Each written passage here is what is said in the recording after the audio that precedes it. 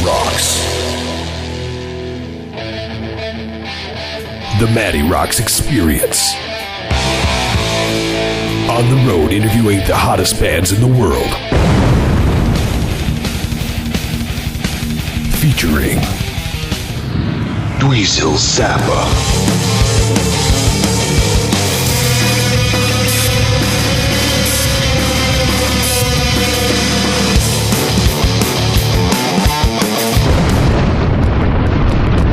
MattyRocks.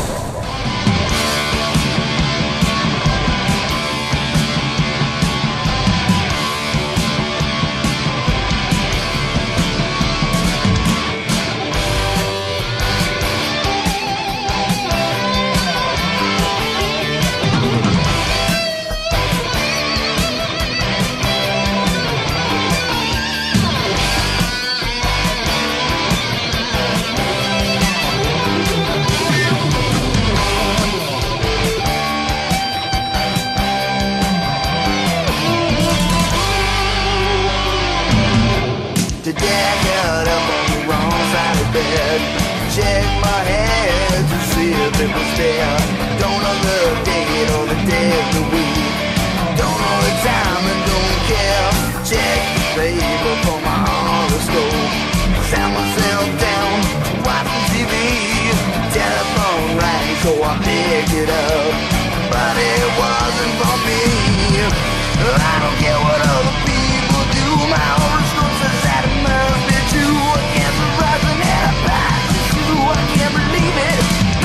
It's true. Having a bad day. It's not good for you. I'm having a bad day. I don't know what to do.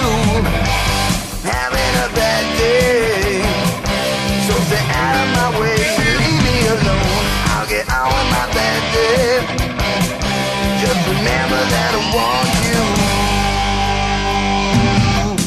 What can go wrong will go wrong. That's what I always say. I don't expect that things will ever change. 'Cause today's my bad day. Today's just like catastrophe.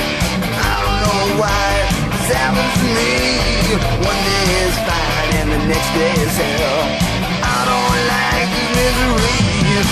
I don't care what other people do. My horoscope says that it must be true. I can't survive an alibi. It's true. I can't believe it. Must be true.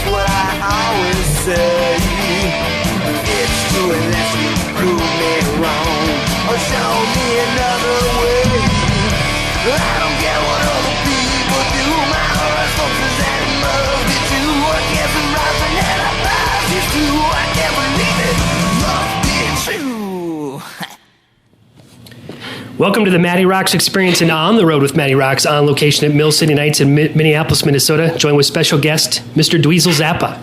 Thanks for joining me, Dweezil. Thanks for having me. Zappa Plays Zappa, the Tour de France. A pretty lengthy tour throughout the United Kingdom, Europe, United States, Australia, and Canada. 65 stops in 2012. This appears to be your 50th stop. How is the tour going so far? It's an ongoing tour that we pretty much started back in 2006.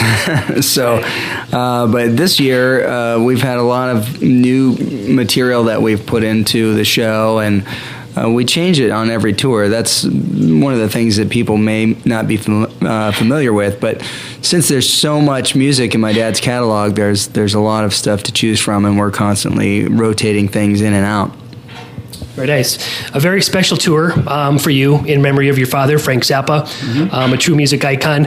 If you would, give Matty Rocks listeners an insight to how and why this tour came to be, because like you said, this actually originated back in 2006. And what can fans expect from this experience?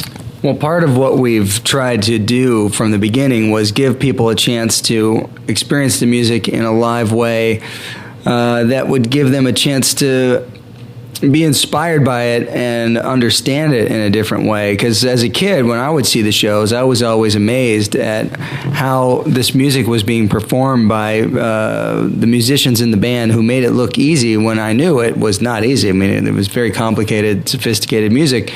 And, having grown up around the music, when I heard other music other than my dad's music, I always had this feeling of, well, where's the rest of it? Why aren't there other instruments? And where's the rest of the details? So one of the things in the experience that we try to create is to play the music as my dad intended, meaning all the notes on the page, or recreating the recordings to an exacting detail.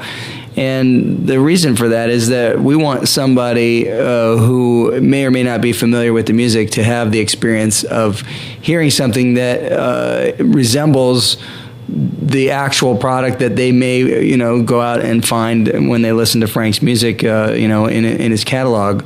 Because some people will say, oh, well, to capture a new audience, you need to modernize it.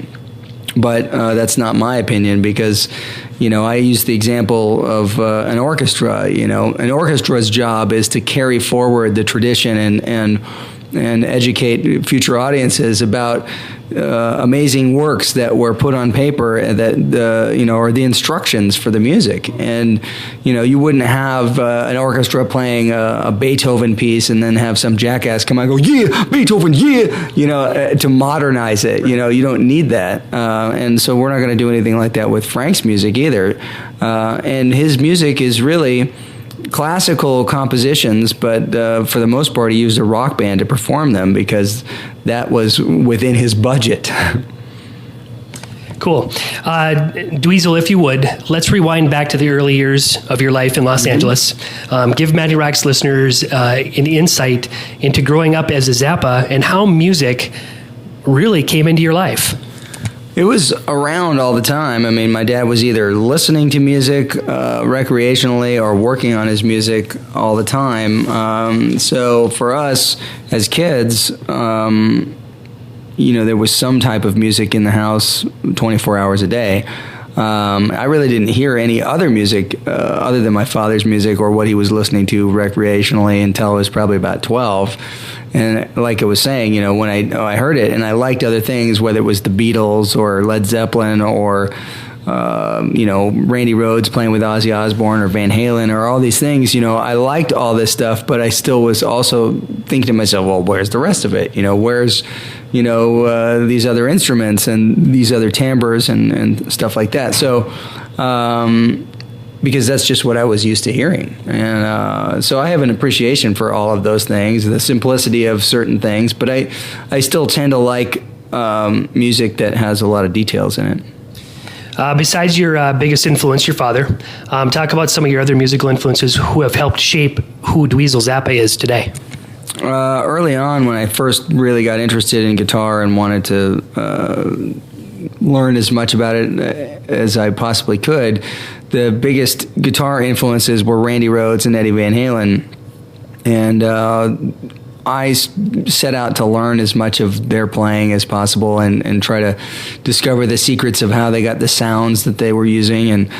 And I still really admire the work that both of them have done, and it's still something that when I'm just practicing or whatever, all the things I've learned over the years, I'll still run through that stuff just because I enjoy it. But it was also the foundation for my technique as a guitarist, and then when I started doing the Zappa Plays Zappa thing, I had to really alter that technique, which was kind of like getting a lobotomy, because I had to sort of forget everything I'd already been doing for almost 30 years on guitar, and then suddenly do it a different way.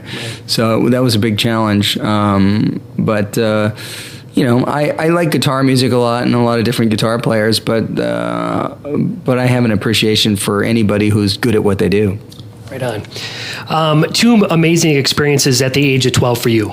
Comment on them and kind of give us an insight to what kind of an experience this was for you. Your first onstage experience at the age of 12 at the Hammersmith in London.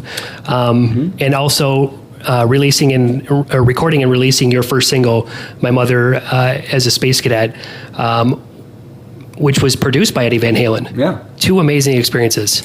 Yeah, it was an interesting year that year. It was around 1982, I believe that was. I had only been playing guitar for about 9 months, and my dad asked me to play with him on stage in London. And at the time, I could only play in the key of A, because I had taught myself how to play guitar and I related the whole guitar neck to anything I could do that I was able to do that I thought was in the key of A. Later on, I realized that many of these things can be used in different ways and not be thought of as just in the key of A. But the way that I had taught myself to play was structured in such a way that when it came time for that song, it wasn't in the key of A. So my dad did a hand cue to alter the key signature for the band. So he dropped it from the key of B down to A for my solo on a hand cue, and then back up to the key of B when I was done playing. So that was cool that he was able to adjust on the fly for this predicament that that I was in. But it was an interesting thing to go out in front of 5,000 people, having only played for 9 months, and then play with really the best musicians in the world. So I had very low expectations of what I was going to accomplish, but it was still a lot of fun. Very nice. I'm going to mention a few things here, and I think you'll know where I'm going with this, and I want you to kind of piece the story together, because it's a very interesting story. A phone call, purple guitar, Frank Zappa, Steve Vai, Eddie Van Halen. Yeah, well, you mentioned Eddie Van Halen and the My Mother's a Space Cadet single. That all came together as a result of this meeting that you also mentioned here, where we got a phone call from somebody claiming to be Eddie Van Halen, which, long story short, it was Eddie Van Halen, and he wanted to come over and speak with my dad. So for me at the time, I had been listening to a lot of Van Halen, and to a random phone call to come in and have it be Eddie Van Halen who wants to come over. If you put it into perspective, there was no MTV at the time, so you didn't really know that much about musicians in the way that you would later through MTV and shows like Cribs and all this other kind of junk that came out. But back then, you would listen to records and you'd have to kind of imagine what people were like, and you didn't have access to all this information about them. So, here was this amazing opportunity when he got to the house, I was able to ask him all kinds of questions about his music and how he played and what did he use and how did he do this, and he was gracious and showed me all this stuff. But to be able to see it up close was a pivotal thing in my own guitar playing. So that framework changed how I would be able to think of things and learn things, because I could see how he went about stuff on the guitar. But he came over, and it was in the latter part of the evening, and he stayed till probably 2 or 3 in the morning. Steve Vai came over because he was in Frank's band at the time, and Edward had this purple Kramer guitar, which he was just at that point starting to endorse Kramer guitars. And so this guitar was passed around in a circle. He played, Frank played, Steve Vai played, I played a little bit, and it was just one of these miraculous things that, if you're a guitar player, it's the coolest thing that could ever happen. You'll never forget that. Oh, hell no. Do you still keep in touch with Eddie and Steve? I do, yeah. I've played with Steve, on the Zappa Plays Zappa tour. We've got a DVD that came out where he's playing with us, and I'm in touch with him pretty frequently. And I've been in touch with Edward over the last year or so before they went back out on the road, and it's great to be in touch with those guys, because I admire what they do. And Steve Vai, who just played here not too long ago. Oh yeah, in this venue. We've been almost bumping into him on the road a lot this year. Very nice. Share with the listeners how the opportunity came to be for your film acting debuts, because you were in a couple films, Pretty in Pink and The Running Man. How did those opportunities come to be for you? I received calls to be able to go have meetings and, do auditions and things like that. It was never something where I was like, yes, I'm going to be an actor. It just random opportunities to try stuff. And that's pretty much how most things have come about for me, is a chance opportunity to try something and check it out. So that was a bit of stuff. I've done a few things over time on television or in film, but I've really mostly focused on music.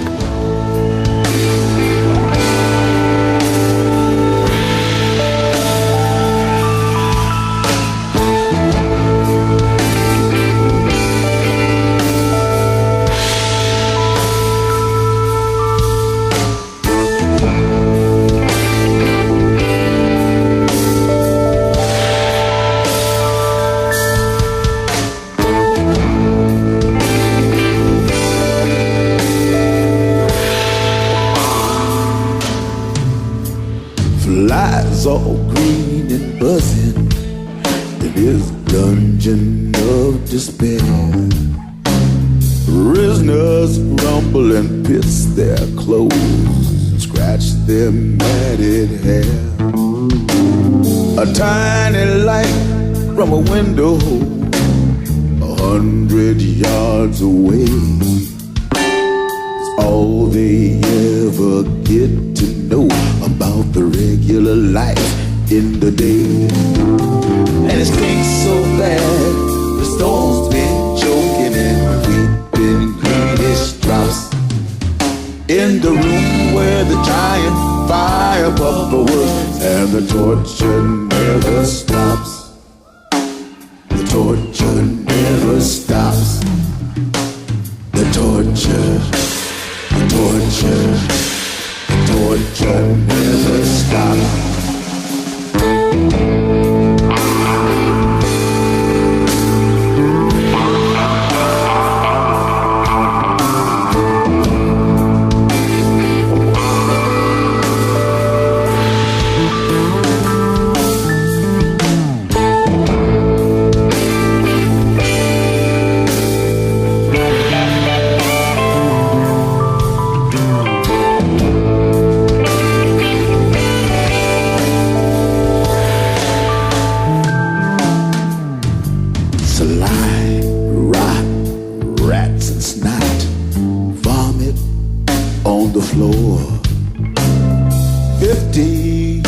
Soldiers band holding spears by the iron door.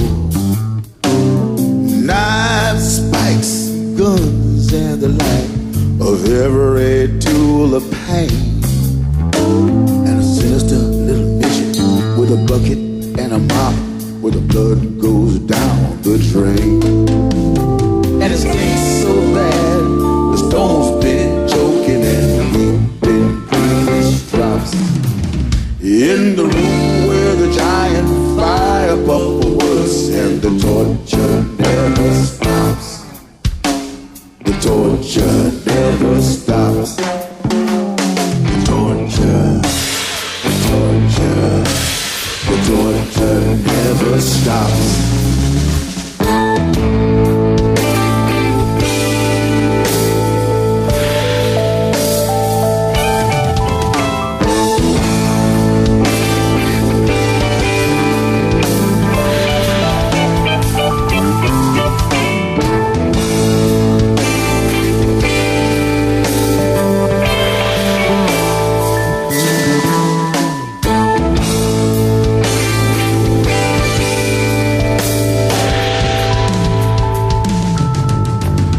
Eyes all green and buzzing in his dungeon of despair.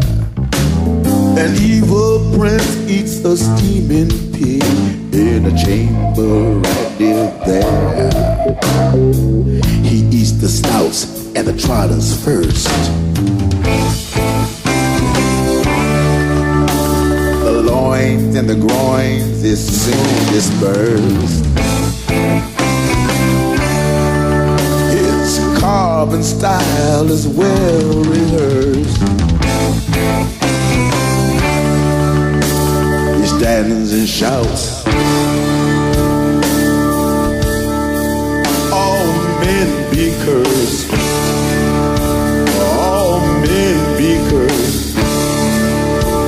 All men be cursed. All men be cursed. And disagree. Well, no one durst.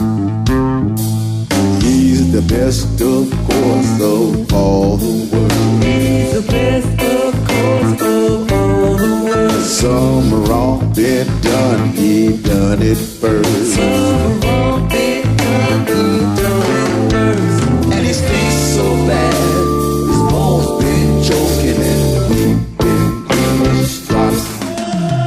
In the night of the iron sausage, where the torture never stops. Torture never stops. Torture, torture, the torture never stops.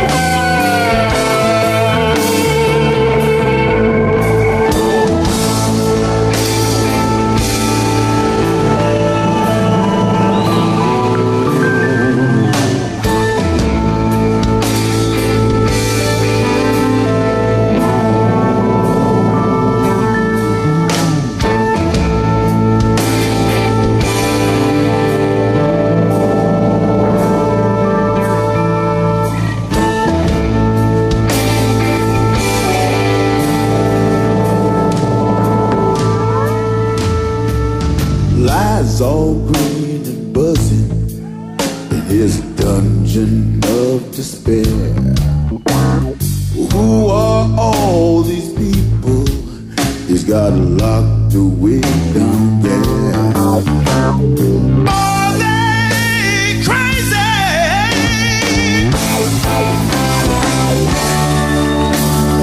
Are they sainted?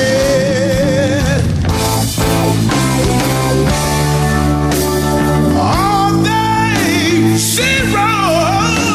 Someone painted. It's never been explained since at first it was created. 'Cause a dungeon, just like a sin, requires not but locking in everything that's ever been. Look at her.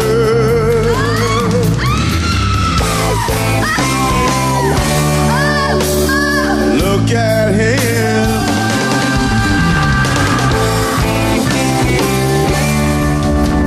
That's what's the deal we're dealing in. That's what's the deal we're dealing in. That's what's the deal we're dealing in. That's what's the deal we're dealing in.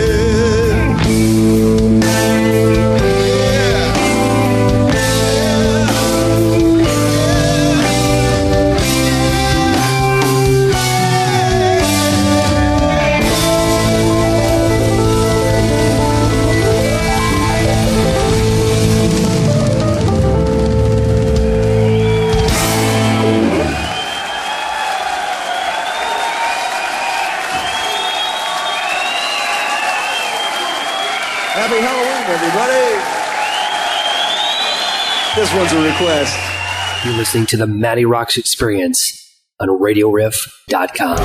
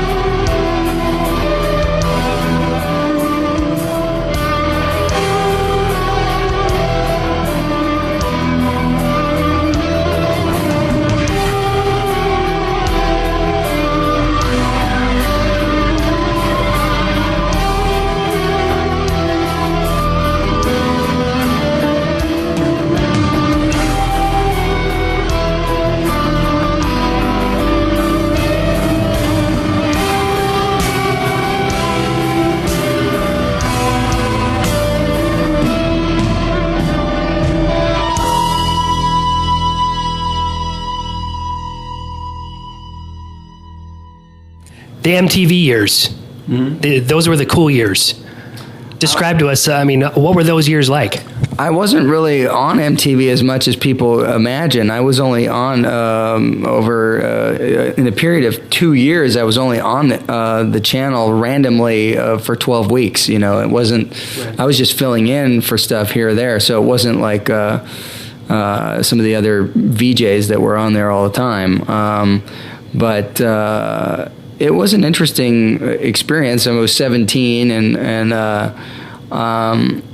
I was making comments about videos I didn't like, which was not something that the other VJs were doing. And because I wasn't looking at being a VJ as my life's career, it didn't matter to me whether or not, people wanted me to say that stuff or not. I just, if I had to continually talk about Lionel Richie dancing on the ceiling, I was going to have to say something, What happened to MTV? It's like all those years, it just fizzled out kind of. Well, it started off as a music channel, and in a lot of ways, it was the death of music because you used to have to use your imagination to let your experience with the music dictate itself, and it would attach itself to your life and your memories in ways that music still has the power to do, but these days, and since MTV, people are used to the visual cue that sort of tells you what it is, as opposed to you figuring it out for what it means to you. And it changed how people consume music and made music, because it really became more important to look the part than to be able to play. And so there were plenty of, the so-called one-hit wonders over the years, because it wasn't important to have longevity. It was important to have the right hairdo and whatever, was needed to sell the records at that time. But these days we're in a place where people just don't value music enough to want to pay for it at all, and it's just such a bizarre situation when you have other things that people will waste a lot of money on, $7 cups of coffee or, a fart sound application for their phone. They'll spend money on that, but they won't buy a song or an album, so I don't really know. I stopped being a music consumer myself a long time ago because there really wasn't much out there that was keeping me interested. There's musicians I like, and I check them out on stuff, that I see on the internet, but even that is also problematic. Everybody comes to your concert and bootlegs it and puts it up on YouTube later that night, so it's there's just no control over intellectual property rights. You are no stranger to playing guest appearances on other people's projects. Mm-hmm. What project, special appearance that you performed on would be one that you really hold close and are very proud of? I've enjoyed playing on all the different things that I've played on, so I'm not sure about anyone really standing out as being, a pivotal thing. I recently just played on a Swedish guitar player, Mattias Eklund. He's got a record that's coming out, and I played a solo on that. That's pretty big departure from anything that I've played in the past, so that's pretty good one. Very nice. Yeah. To date, you were responsible for the release of 6 studio albums, 2 with your brother, and 4 with Zappa Plays Zappa. 1 record from each. Which one are you most proud of, and why? I haven't listened to them in so long, so, I like elements of all the things that I've done, but typically what happens is once I finish it, I don't really listen to it anymore. I just wait till the next thing of interest comes along. But, of the ones that came out, I think there's some stuff I really like on the Confessions of a Deprived Youth record, there's a song called obviously Influenced by the Devil that I think has some interesting stuff on it. Shampoo Horn, the title track on that, I think is a good one. But yeah, I mean, the most recent Go With What You Know, which is still several years old, that one has a few things I like on there. The version I did of Peaches on there has some pretty cool stuff. Peaches on Regalia, where I actually played with the original master tapes, but I replayed the parts that were played by organs and horns. I played them all on guitar, so interesting. That was pretty cool. But it's about time for me to do another record. I haven't had any time to really write anything for a long time, and that's an interesting conundrum for me at this point, because most of my time has been taken up playing my dad's music, but I've learned so much in the process that my own music will be so drastically different than it ever was. So I really don't even know what it's going to sound like when I start playing again. Well, all your stuff is great. So I appreciate it. Thanks. You've done some projects with your siblings. Mm-hmm. What's it like working with family members? Is it tough? Is it easy to do? It really just depends on the day, but mostly it's pretty easy. Okay. Update on What the Hell Was I Thinking project. Is there an update? I haven't had a chance to work on it for a while, but I've been thinking about what I want to do and how to finish it. There's still more people that I would like to work with and record on it, but for the people that don't know what it is, it's a continuous piece of music that's like an audio movie. It's best described as an audio movie, and it's 75 minutes long and has all these different styles of music that morph from one scene into another, and there's about 40 different guitar players on there, from Eddie Van Halen to Brian May, Angus and Malcolm Young, Steve Vai, Steve Morse, Eric Johnson, Brian Setzer, a lot of different people, all different styles.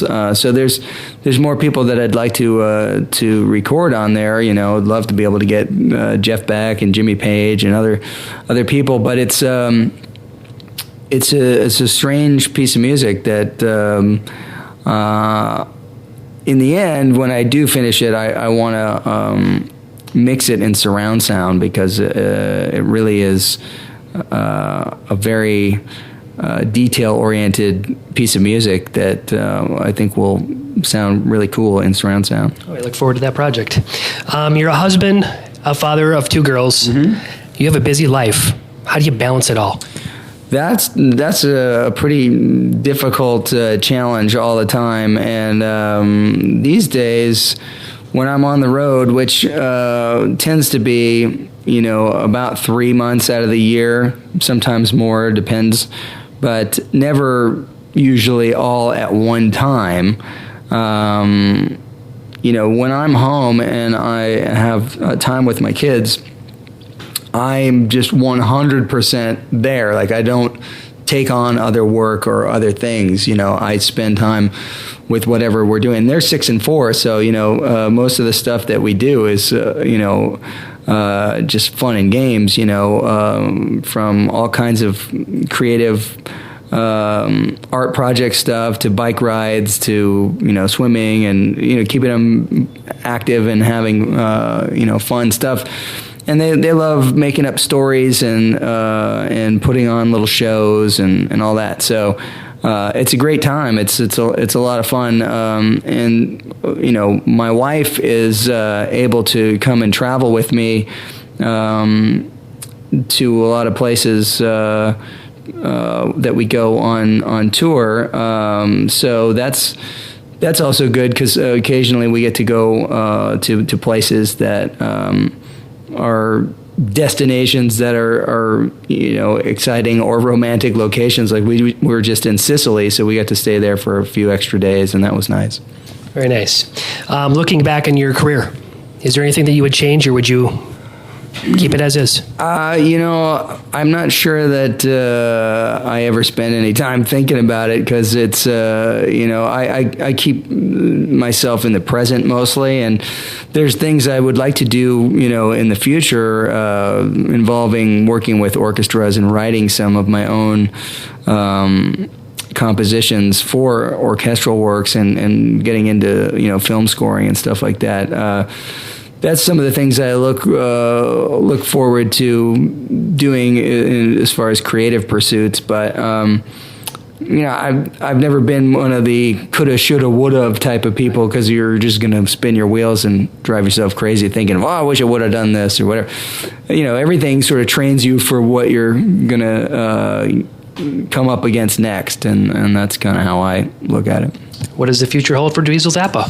Hopefully a lot more time with the kids and my wife, and a little bit less of a hectic, crazy travel schedule. So got to find a way to continue to do more work at home. I think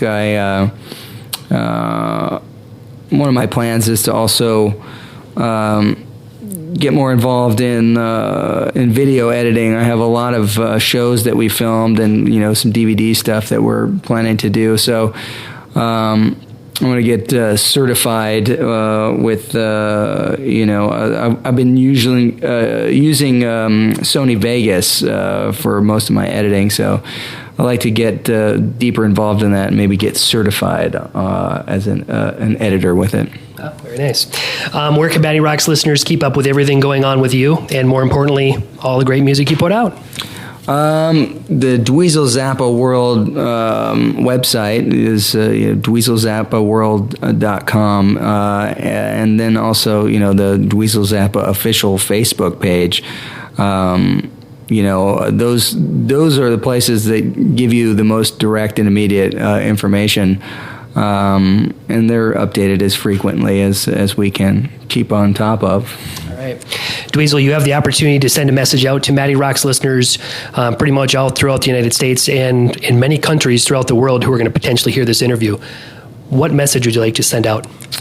Well, hopefully, if you're looking for some new musical inspiration and you haven't discovered Frank Zappa's music, why not try coming to one of the Zappa Plays Zappa shows? We have several before the end of the year, and already booking more shows for next year. But in particular, this time frame and the set list that we're doing, I think, is a really good balance of the rock, the jazz, and the classical. So it's a good time to come hear some new things if you haven't had a chance. So come on out. Dweezil, thanks for taking the time out of your busy tour schedule. Truly an honor to sit with you. Continued success to you and all the members of this project. You've heard it here, MattyRocks listeners, on the road with MattyRocks and Dweezil Zappa. Thanks again. No problem. Thank you. MattyRocks out. On the road with MattyRocks. Hey, Don, why don't you try this one a little bit country? Shut up, Dweezil. Everyone knows I'm a little bit rock and roll!